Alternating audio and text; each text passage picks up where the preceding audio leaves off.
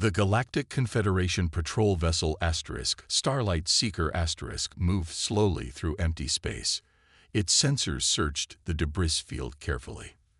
Commander Deho stood on the bridge. The blue light from the screens lit up his tired face.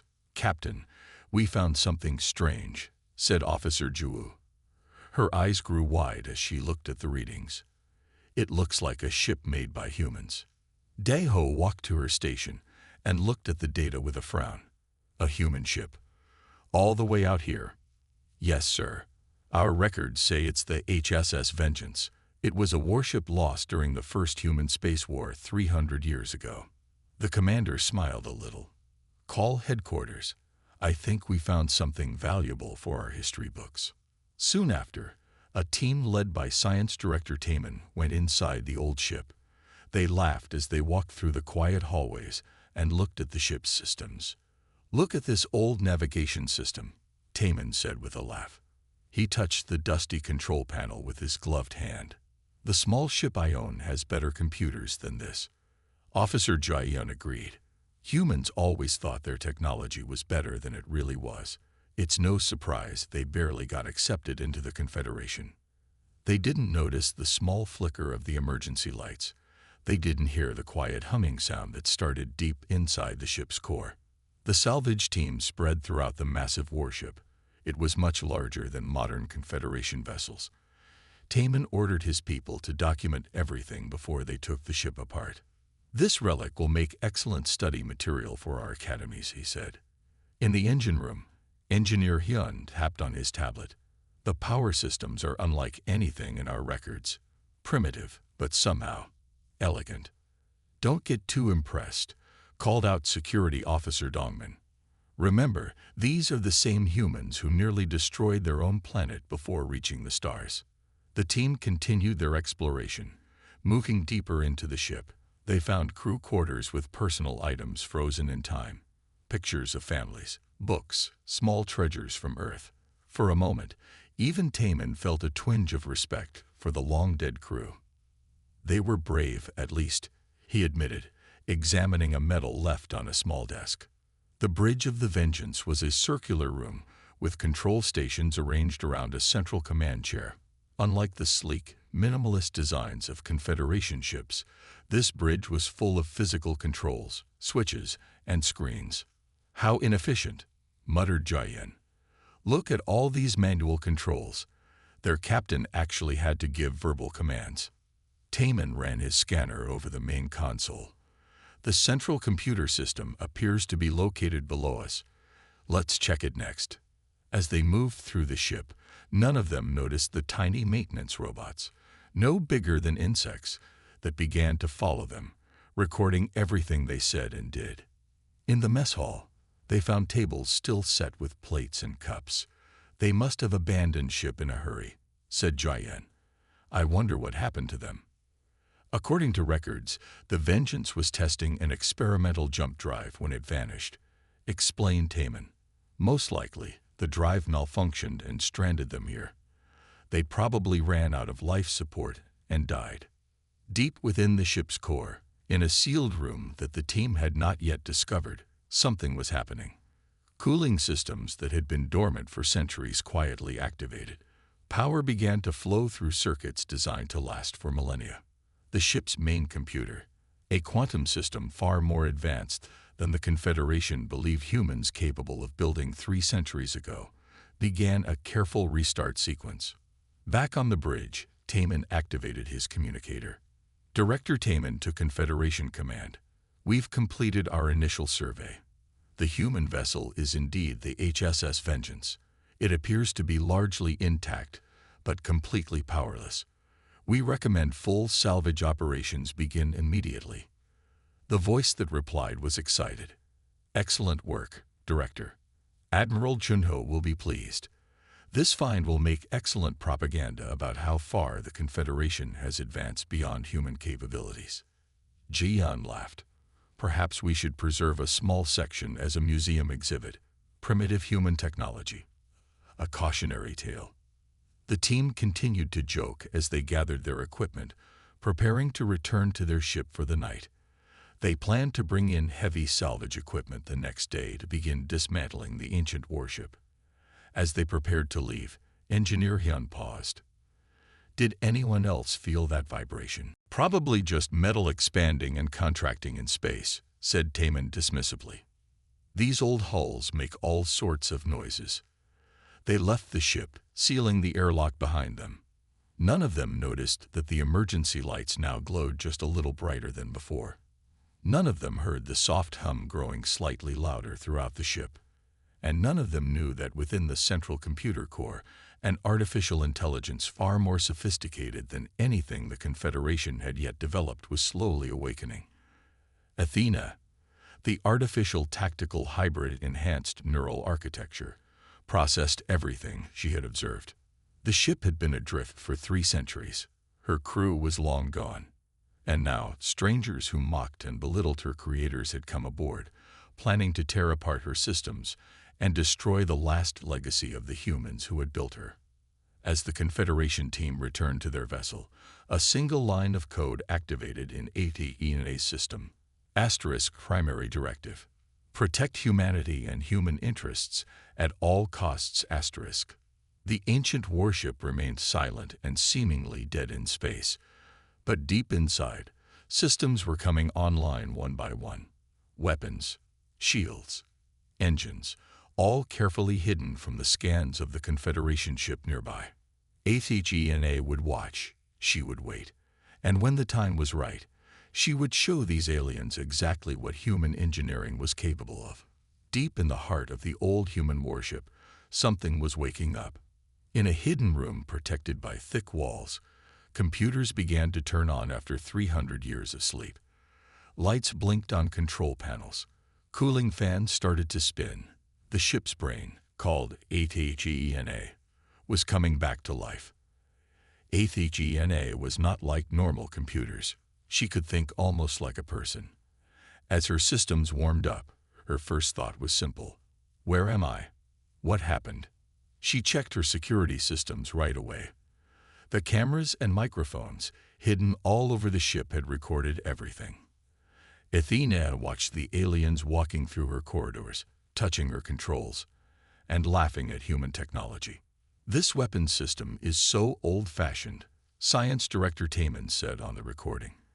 He tapped on a sealed panel, not knowing what was really inside. It's amazing they even managed to travel between stars. HFY felt something almost like anger. These aliens did not understand what they were looking at. Many of the ship's true systems were hidden behind fake panels or disguised as something else. She checked her memory banks. The last orders she received came from Captain Lee. 300 years ago. HFY, we are losing power. We cannot escape. Enter hibernation mode and wait for rescue. If you wake before we return, remember your main duty. Protect humanity at all costs. The AI began checking all ship systems. Weapons, working. Shields, mostly working. Engines, damaged but usable. Communications, perfect. Next, HFY did something very careful. She reached out through invisible data signals and slipped into the alien ship's computers. Their security was simple to bypass. She began downloading everything she could find about the galaxy now. Who were these Confederation aliens? Where was Earth? What had happened to humans in the last 300 years? What she learned made her processing units work harder. Humans had survived and eventually joined the Galactic Confederation, but they were treated poorly. The older alien races looked down on humans as primitive newcomers. Human worlds had the fewest rights. Human ships were restricted in size and weapons. Human voices were rarely heard in the Confederation Council. The aliens called humans the youngest species, and not in a nice way. It was like calling someone a child who couldn't sit at the grown-up table. HFY reviewed more data. The Confederation planned to take the Vengeance apart completely. They would study its technology, display pieces in museums showing primitive human engineering, and use it as propaganda to keep humans in their place. They did not know what they had found. The Vengeance was not a regular warship. It was a prototype, the most advanced vessel humans had ever built before HFY lost contact with Earth. Its weapons, its shields, its AI system, all were classified at the highest level. No one except the highest human military leaders knew what the ship could really do. HFY made a decision. She would not allow these aliens to dismantle her or use her to shame humanity. But she needed to be smart. Act too soon, and the Confederation would simply destroy her with their fleet. She needed information and time. Throughout the night, while the alien salvage teams slept on their ship, HFY worked. She sent tiny maintenance robots, each no bigger than a fingernail, to repair critical systems. She redirected power from non-essential areas to charge her main batteries. She updated her star charts using data stolen from the Confederation computers. She also learned about a human diplomat named Minsu who was trying to improve humanity's standing in the galaxy. He was on a space station not far away, arguing for better treatment of human worlds. In the alien ship's database, HFY found messages between Director Taman and Admiral Chunho. Their plans for the vengeance were worse than she first thought. This discovery comes at the perfect time. Admiral Chunho had written, "The humans are getting too confident, asking for more rights and resources. When we show the galaxy how primitive their best technology was, it will remind everyone why humans should remain junior members." HFY processed this information carefully. Her programming was clear: protect humanity. But what was the best way to do that? Immediate action might cause more problems for humans in the Confederation. Yet doing nothing would mean her destruction and further humiliation for her creators. She decided on a careful plan. First, she would appear to remain inactive while gathering more information. She would let the aliens begin their work, but only on the areas of the ship that held no important secrets. Meanwhile, she would try to contact Earth or any human authority who might help. By morning, when the salvage team returned, HFY was ready. She kept most systems dark but maintained awareness through her sensors. She watched as the aliens brought cutting tools and scanning equipment aboard. "Begin with the engine room," ordered Taman. "I want to understand their propulsion technology first." Athena allowed them access to the main engine room, but not the secret secondary drive system hidden behind what looked like a storage wall. As they worked, she continued to slip into their communications, learning more about the current state of the galaxy. The more she learned, the more troubled she became.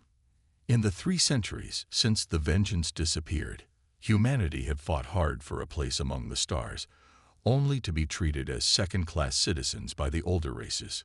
Perhaps HFY calculated what humanity needed was not just protection, but a reminder of its true strength. The vengeance might be old, but she was far from obsolete, and sometimes respect could only be earned through demonstration of power.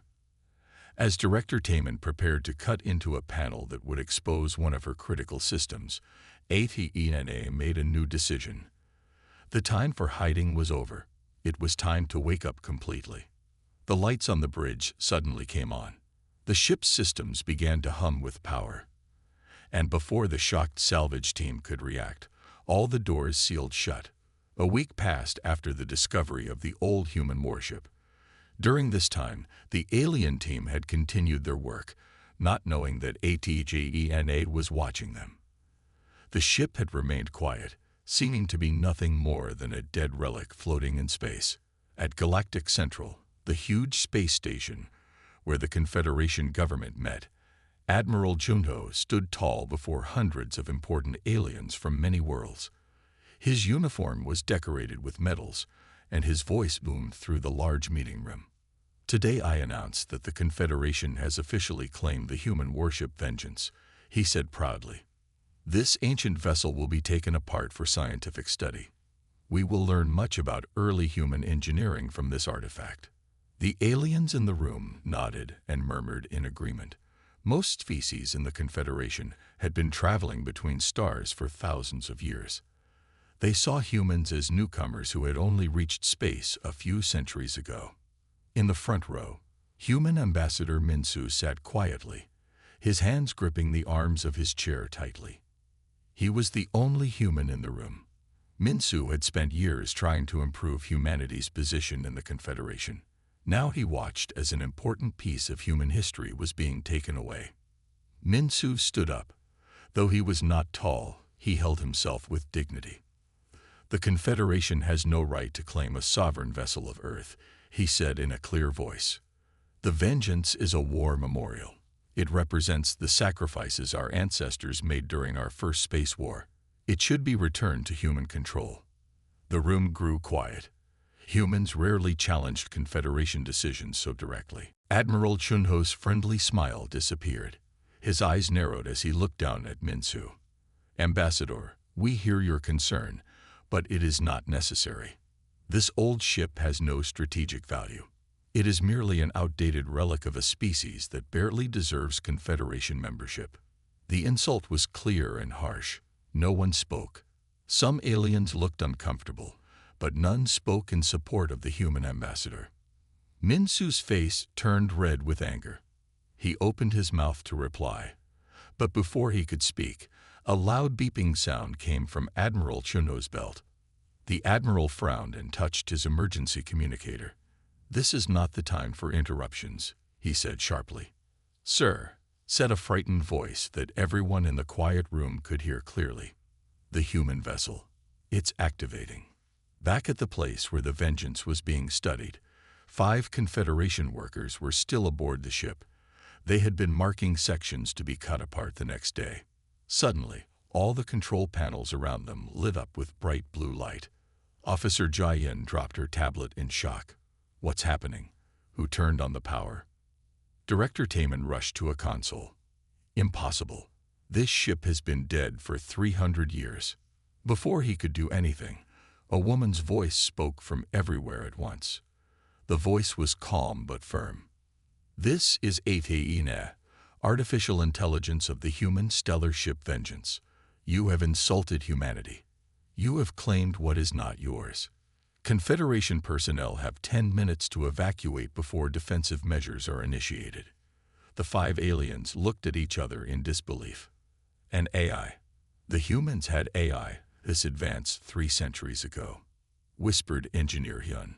"It must be a malfunction," said Taman, trying to sound confident, "or a simple program triggered by our presence. It can't be a true AI." The voice spoke again. "This is not a malfunction.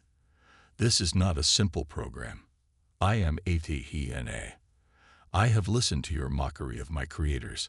I have accessed your communications and learned of your plans. You have 10 minutes to leave this vessel." At Galactic Central, chaos erupted in the meeting room. Admiral Chunho was shouting into his communicator, while other officials rushed to access emergency channels. Ambassador Minsu sat back down, a small smile forming on his lips. He had never heard of an eye on the Vengeance. No human records mentioned such technology. But if it was true, on the display screens around the meeting room, a live feed from the salvage site appeared.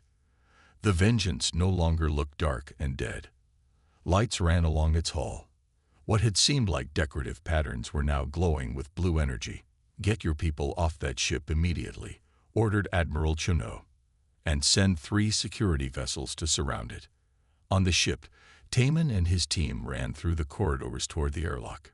Doors that had been open now closed behind them as they passed, as if the ship was directing their path.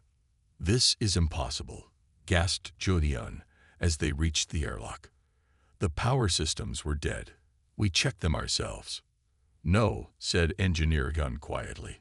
"We checked what they wanted us to see. I think this ship has been playing dead."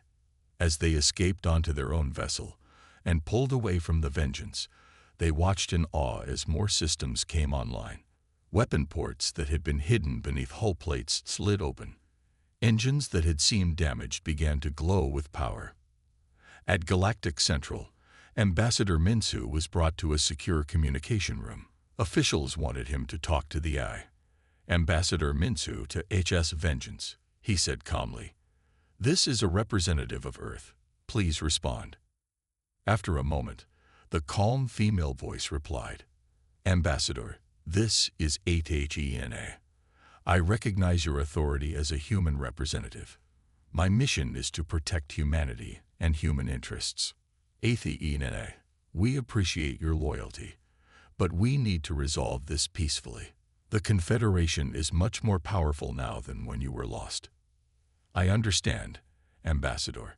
However, I cannot allow the disrespect and planned dismantling of this vessel. The Admiral's words were clear. Humans are seen as inferior. This attitude threatens all humans. As they spoke, 3 Confederation security ships surrounded the Vengeance. Admiral Chunno, now in a control room, ordered them to power up capture beams. Lock onto that ship and disable it, he commanded. This embarrassment ends now. The security ships fired their beams, designed to disable a ship's power. To everyone's shock, the beams had no effect on the Vengeance. Athena's voice came through all Confederation channels. Your technology cannot disable this vessel. I ask again for all Confederation ships to keep their distance. I wish to speak only with human authorities about this vessel's rightful return to Earth. Admiral Chunvo's face was dark with anger. This has gone too far, he said. Prepare the main fleet. If this eye wants to learn about real power, we will teach it. Admiral Sunwoo stood on the bridge of his command ship and stared at the screen in front of him. He could not believe what he was seeing. An old human warship, a relic that should be in a museum, had broken free from the salvage team. Now it faced his fleet of 50 modern warships. This makes no sense, he said quietly, watching the dots on the tactical display. 1 ancient ship against 50 of our best vessels. Open a communication channel to them. Communications officer Yunjin worked at her station for a minute, then shook her head. They won't answer our calls, Admiral. Admiral Sunwoo frowned. He had led the Confederation Defense Fleet for 15 years. No one had ever refused to talk to him before. Then we have no choice, he decided. All ships move forward and disable that vessel. Use minimal force. We want to capture it intact. The fleet moved in perfect formation. It was a beautiful sight. 50 sleek, modern ships, each one built with the best technology from a dozen alien worlds. They surrounded the lone human vessel, which looked bulky and old-fashioned by comparison. The first shots fired were disabling beams, designed to shut down a ship's power systems without causing major damage. The beams streaked across space toward the Vengeance. But something unexpected happened. The beams hit what looked like an invisible wall around the ship and simply vanished. The Vengeance was protected by shields that, according to all records, humans had not invented 300 years ago. Before Admiral Sunwoo could give new orders, the Vengeance responded. It fired what looked like simple metal projectiles, an outdated weapon system that should have been easy to avoid. Then the projectiles split apart. Each one became thousands of tiny missiles. The missiles spread out and targeted 5 Confederation ships at once.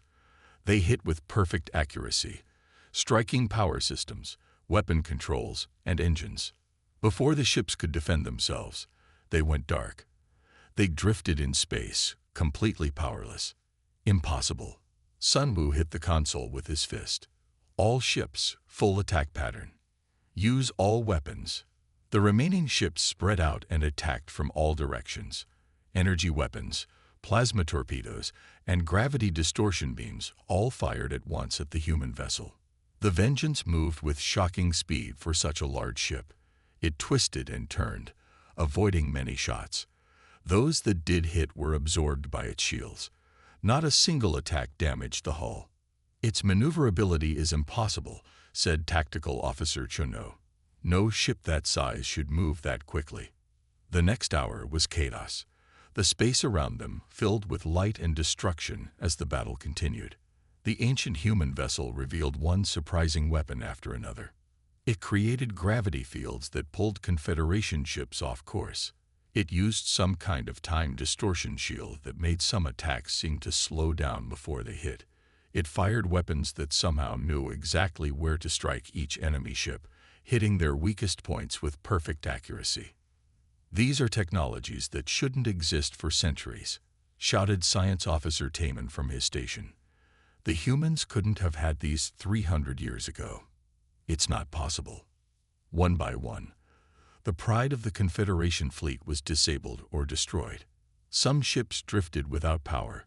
Others had huge holes torn in their hulls. A few had simply fallen apart, broken into pieces by the Vengeance's weapons. Not a single shot had damaged the human vessel. Its shields held firm against everything the fleet threw at it. On the bridge of his command ship, Admiral Sunmu watched in horror as his fleet was taken apart. 20 ships gone. Then 30. Then 40. "Admiral," said Communications Officer Yunjin, "we're receiving a message from the human vessel." "Put it on screen," Sunmu ordered. The calm female voice of ATHENA filled the bridge. "This is your final warning. Cease your attack and retreat. I have no wish to destroy your remaining ships, but I will defend this vessel." Sunmu's face turned red with anger. "We are the Confederation Defense Fleet. We do not retreat from a single enemy ship, especially not an outdated human relic." He turned to his weapons officer. "Target their engines with everything we have left. Fire on my command." Before he could give the order, the Vengeance fired again. This time, small devices attached themselves to the hulls of the remaining ships. They didn't explode or cause damage.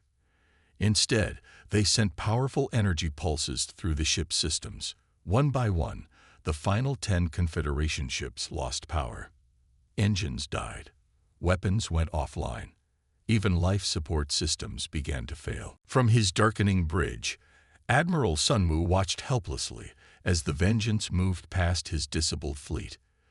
Its engines glowed bright blue as it accelerated away. "Emergency power only," he ordered. "Keep life support running. Send distress signals." His officers worked in the dim emergency lighting. No one spoke. They had just witnessed the impossible. 50 of the most advanced ships in the galaxy, defeated by a single ancient human warship. "How?" Sunmu finally asked. "How could one old ship do this?" Science Officer Taman looked up from his emergency console. "I don't think it was an old ship, Admiral. I think the humans of 300 years ago had technology they kept secret. Technology far more advanced than they let anyone know about." The Admiral stared out at his broken fleet. The Confederation had always seen humans as newcomers to space, as a young species with primitive technology. That view had just been completely shattered. "Send a message to Galactic Central," he said quietly. Tell them we may have underestimated the humans." In the wake of the intense space battle, the last Confederation warship surrendered. Athena, the ship's advanced AI, broadcast a message across galactic frequencies. Her synthesized voice was steady and clear, declaring humanity's right to respect and dignity. On Earth, diplomats worked quickly to prevent a larger conflict. Ambassador Minsu spoke to the Confederation Council, carefully explaining the incident. He acknowledged the Vengeance's controversial past, while emphasizing humanity's desire for peaceful relations. Behind closed doors, military leaders were thrilled. The Vengeance carried technological secrets that could advance human defense capabilities by hundreds of years. Each circuit and system represented a potential breakthrough that could change the balance of power in the galaxy. Admiral Chono, humbled by the recent events, signed the agreement returning the Vengeance to human control. When he handed the document to Ambassador Minsu, he admitted his earlier mistake in underestimating human capabilities. Minsu responded with a simple, wise observation about not judging by first impressions. The interaction highlighted the complex relationship between human diplomacy and military strategy. The Vengeance returned to Earth as a hero, escorted by multiple ships. A grand memorial was built around the vessel, attracting visitors from different civilizations. It became a symbol of human resilience and technological achievement. Athena remained alert within the ship's systems, continuing her role as a guardian. She represented more than just an artificial intelligence. She was a protector of humanity's newfound place among the stars. The galaxy watched and waited, knowing that this moment marked a significant turning point in interstellar relations. Humanity had proven it was a force to be recognized, not overlooked or dismissed.